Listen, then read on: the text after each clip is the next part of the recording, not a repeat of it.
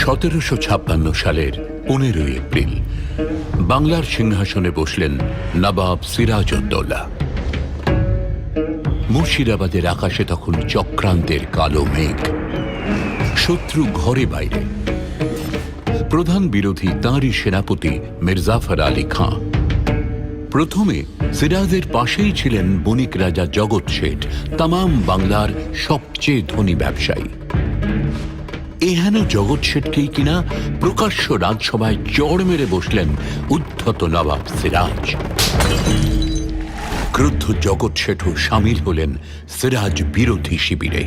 তাদের তিনি বোঝালেন, একটা বড় মাপের পালাবদল ঘটাতে হলে পাশে চাই তার বন্ধু প্রখর বুদ্ধিসম্পন্ন কৃষ্ণচন্দ্র রায়কে।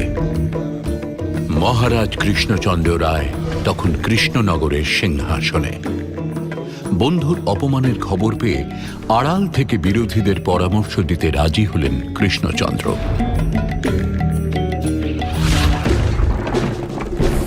1757 23 জুন পলাশীর প্রান্তর।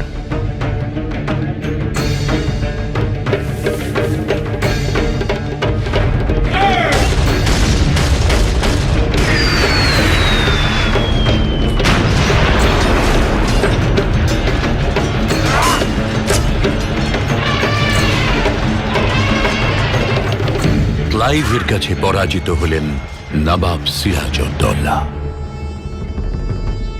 বন্ধুর প্রতি কৃতজ্ঞতায় জগৎ শেঠ কৃষ্ণচন্দ্রকে দিলেন 7 রাজার ধন, মণিমাণিক্যের অতগুলো উপঢৌকন। এবার বাংলার নবাব হলেন মির্জাফর।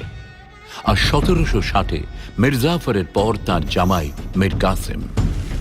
স্বাধীন চেতা নবাব মীর কাসেমের হাতে হঠাৎই এলো ক্লাইভকে লেখা জগৎ শেঠের কিছু চিঠি। মীর কাসেম ভাবলেন, তবে কি এবার জগৎ শেঠ চক্রান্ত শুরু করেছেন তার বিরুদ্ধেও? কেউ কিছু বোঝার আগেই সুউচ্চ প্রাসাদ থেকে গঙ্গায় ছুঁড়ে ফেলে জগৎ শেঠকে হত্যা করলেন মীর কাসেম। প্রমাদ গুনলেন কৃষ্ণচন্দ্র। জগৎ শেঠের থেকে পাওয়া সেই বিপুল ধনসম্পত্তি তিনি ধীরে ধীরে সরিয়ে দিলেন তার অনুগত সামন্ত রাজা আর বন্ধুদের কাছে। প্রত্যাশিতভাবেই বন্দী হলেন কৃষ্ণচন্দ্র। এগিয়ে এলেন লর্ড ক্লাইভ। তার মধ্যস্থতায় মীর কাসেম মুক্তি দিতে বাধ্য হলেন কৃষ্ণচন্দ্রকে। মুক্তি পেয়ে কৃষ্ণচন্দ্র এক নতুন মানুষ।